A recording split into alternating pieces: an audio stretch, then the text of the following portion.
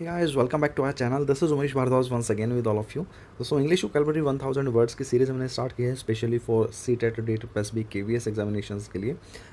आज की class fourth class रहेगी सीरीज़ में. इससे पहले 3 क्लासेज ऑलरेडी चैनल पर अपलोडेड हैं. अगर आपने अभी तक नहीं देखी है तो आप चैनल विजिट करके वो देख सकते हैं. चलिए स्टार्ट कर लेते हैं आज की क्लास. सबसे पहला वर्ड है हमारे पास लार्जेस. लार्जेस का हिंदी में जो मतलब होता है उदार होना या धन दान देने वाला, यानी कि डोनेशन देने वाला, जिसे आप बेनिफिशियंस भी बोल सकते हो. ठीक है, बेनिफिशियंस कौन हुआ? जो धन दान दे रहा है. बेनिफिशियरी कौन हुआ? जिसको दान मिल रहा है. ओके, ये ध्यान रखिएगा. एंटोनिम की बात की जाए, मीननेस एंड मिजरी, मतलब जो गरीब होते हैं. मीननेस थोड़ा सा भद्देपन पे भी आ जाता है एक वर्ड का, अगर आप रिलेट करना चाहें. बाकी इस लार्जेस्ट वर्ड को आप रिलेट कर सकते हो काइंड से एंड बेनिवोलेंट से. रिलेट कर सकते हो, सिर्फ एग्जैक्ट मतलब नहीं होता है, क्योंकि काइंडनेस एंड बेनिवोलेंट दयालुता में आती हैं. ठीक है, और लार्जेस्ट डोनेशन के तौर पर, मतलब पैसे से रिलेशन में आ जाती है. ओके, इस वर्ड को याद कैसे कर सकते हो? लार्ज से याद कर सकते हो कि भाई लार्जेस्ट पहनने वाले या लार्ज ड्रेस पहनने वाले उदार होते हैं, या किसी भी तरीके से आप रिलेट कर सकते हैं. सेकेंड वर्ड रहा आज का कैनोरस. कैनोरस का हिंदी में अगर बात की जाए मतलब होता है मधुर. किस तरीके से यार, मतलब एक स्वीटनेस के तौर पर आप देख सकते हो. जो एक बोलने वाली बात होती है, बिहेवियर की बात आती है, कैनोरस. ओके, आप इससे याद कर सकते हो, कानों रस से याद कर सकते हो कि कानों में रस जैसी आवाज़ गूंजती है. ठीक है, या फिर कोई बहुत मीठी बात करता है सो ऐसा लगता है कि भाई कानों में रस डाल रहा है. ठीक है, सिनोनिम के तौर पर बात की जाए सो मेलिफिलियस एंड ड्यूकेट इसका सिनोनिम रहेगा. एंटोनिम हराश, यानी कि तकलीफ़ देने वाली आवाज़ जो होती है, हराश आवाज़, जिसमें बहुत ज़्यादा गूंज होती है, चिरचिर होती है, एक इलेक्ट्रॉनिक डिस्टर्बेंस की साउंड आती है. बिटर, यानी कि कड़वाहट वाली बातें की जाती हैं. ठीक है, नेक्स्ट वर्ड की तरफ. ओके, इसको याद कैसे करोगे? बता ही दिया, कानों में रस, मधुर. ठीक है, नेक्स्ट वर्ड है हमारा इंडिजेंट. और इंडिजेंट हमने कल की वीडियो में भी देखा था. इससे रिलेटेड वर्ड वो था प्यूपर. और मैंने बताया था कि यहाँ पर आप कृष्ण और सुदामा का रिलेशन मैंने लिया था कि एक प्यूपर है और एक प्रिंस है. प्यूपर का मतलब होता है पुअर या फिर डेस्टिट्यूट हम बोलते हैं, देसी एटीट्यूड से हमने इसे रिलेट किया था. एक और वर्ड है इसके लिए, इंडिजेंट. ठीक है, इंडिया के जेंट्स आप कह सकते हो कि गरीब होते हैं, और ये सिर्फ एक याद करने के तौर पर बोला जा रहा है. ठीक है, एंटोनिम की बात की जाए, अफ्लुएंट, यानी कि प्रचुर मात्रा में जिसके पास पैसा होता है. वेल्दी, मतलब जिसको पैसे की कमी होती ही नहीं है. नेक्स्ट वर्ड की तरफ मूव करते हैं, लेविश. लेविश भी कहीं ना कहीं थोड़ा सा एंटोनिम हो जाता है. जो इंडिजेंट का हमने पढ़ा, लेविश का मतलब होता है जो बहुत अच्छे तरीके से रहने वाला हो, लग्जूरियस लाइफ लेने वाला हो, जो वेस्टफुल हो, बिना देखे भाले अपनी लग्जरीज़ के ऊपर पैसा ख़राब कर देता हो. लेविश उसे बोलते हैं, बहुत अधिक खर्चीला. ओके, आप इसको याद कर सकते हैं लव एंड विश से ही कर सकते हो. लव और विश. एक तो विश मतलब बोले तो जो विश WIS जो होता है, WISH, विश, यानी कि लव की चाहत रखने वाले एक तरीके से आप कह सकते हो, वो बहुत लेविशली लाइफ स्पेंड करते हैं. एंटोनिम की बात की जाए, इकोनॉमिकल, वो बंदा जो पैसा बचाना जानता है, सेविंग्स करना जानता है. स्क्रिम्प मतलब जो बहुत ही ज़्यादा मतलब पैसा बचाता है, कंजूस टाइप आप एक तरीके से कह सकते हो. ओके, नेक्स्ट वर्ड की तरफ मूव करते हैं.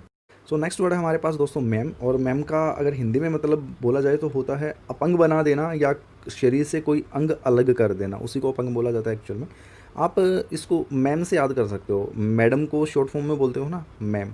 इससे आप याद कर सकते हो इसको कि भाई मैम ने इतना मारा कि बच्चा अपंग ही हो गया, उसका शरीर का एक पार्ट ख़राब हो गया. सिनोनिम के तौर पर बात की जाए सो ये वर्ड बहुत इन एग्जाम में पूछा जाता है, इनकैपिशिएट. सो इसका भी मतलब होता है कि एक तरीके से अगर गर्दन काट दी तो धड़ से अलग कर देना, अगर हाथ काट दिया तो हाथ का मतलब शरीर का एक हिस्सा अलग कर देना बॉडी से. ठीक है, डैमेज भी कह सकते हो कि आपने बॉडी को डैमेज कर दिया. एंटोनिम की बात की जाए, सेन हील. हील का मतलब जैसे कोई चोट लग जाती है, आप बोलते हो ना कि इसको हील होने में टाइम लगेगा, यानी कि उसकी भरपाई होने में टाइम लगेगा.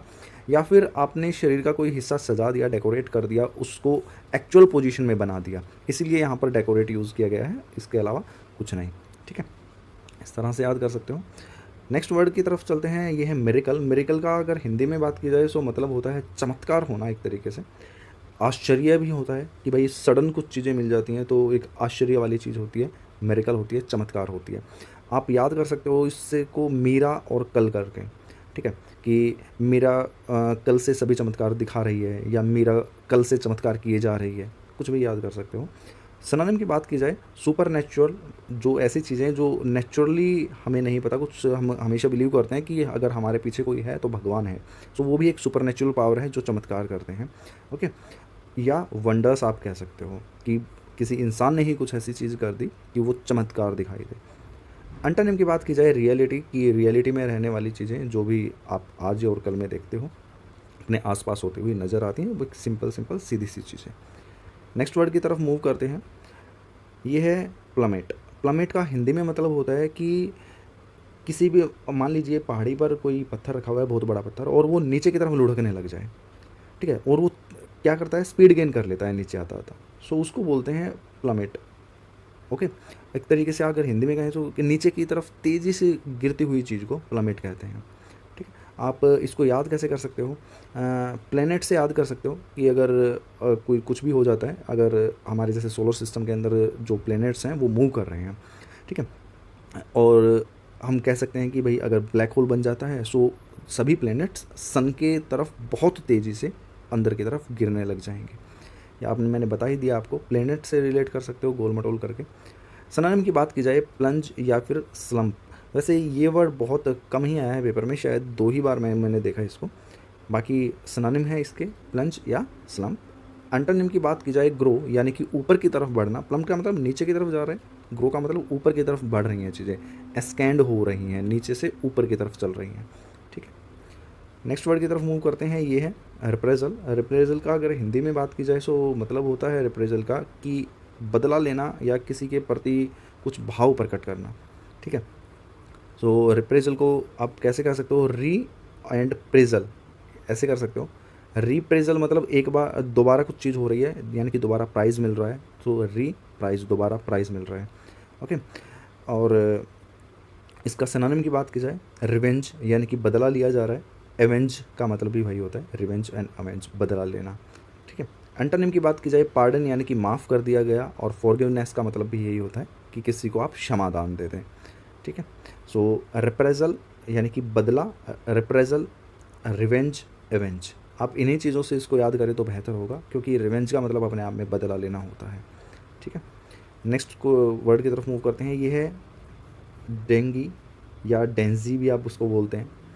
सो इसका मतलब हिंदी में अगर बात की जाए सो होता है धुंधला होना, गंदा होना, डर्टी होना, कुछ डस्की टाइप हो जाना, जिसमें आपको ज़्यादा धूल मिट्टी नज़र आती है, डर्ट नज़र आती है।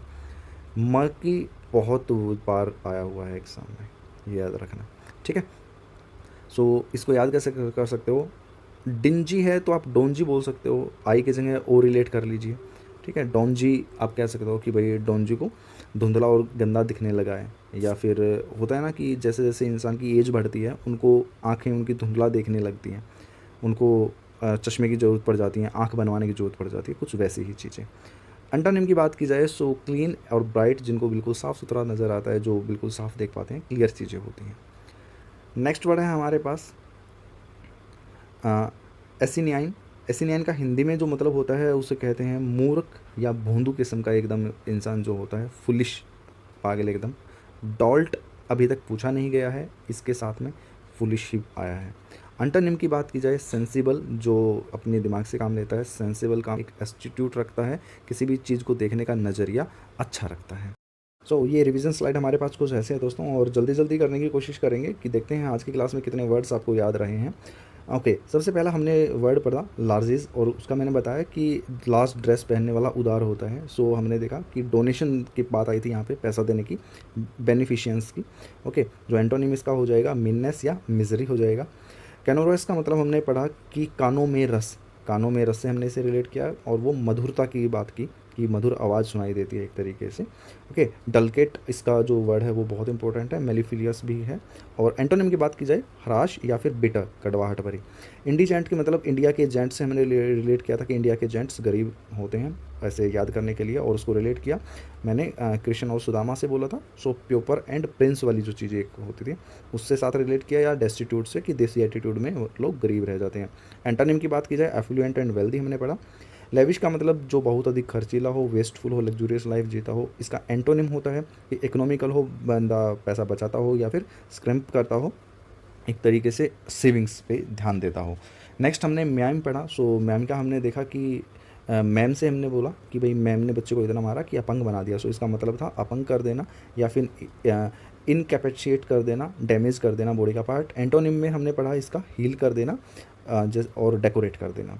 मिरेकल का मतलब चमत्कार हिंदी में होता है, यानी कि आश्चर्य, कि मैंने पढ़ा मीरा कल से चमत्कार किए जा रही है, दिखाई जा रही है, सुपर नेचुरल पावर्स होती हैं, वंडर्स पावर होती हैं। एंटोनिम के तौर पर रियलिटी में जो चीज़ें होती हैं या सिंपल तौर पर होती हैं। प्लमेट का हमने मतलब पढ़ा कि प्लेनेट से, कि भाई प्लेनेट नीचे की तरफ लुढ़क रहे हैं, एक तरीके से नीचे की ओर तेज़ी से गिरने की बात कही जा रही थी, ठीक है।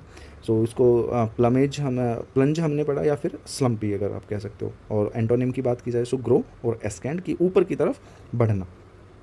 रेप्रेजल का हमने पढ़ा कि री और प्रेजल, ओके। सो दोबारा बदला लिया जा रहा था और किसी के प्रति मतलब बदला लिया जा रहा था, किसी के अगेंस्ट वो चीज़ें थी, तो रिवेंज आप कहते हो, रिवेंज या एवेंज, ओके। और एंटोनिम की बात की जाए सो पार्डन यानी कि माफ़ी, और फॉरगिवनेस यानी कि किसी को क्षमा कर देना किसी बात के लिए।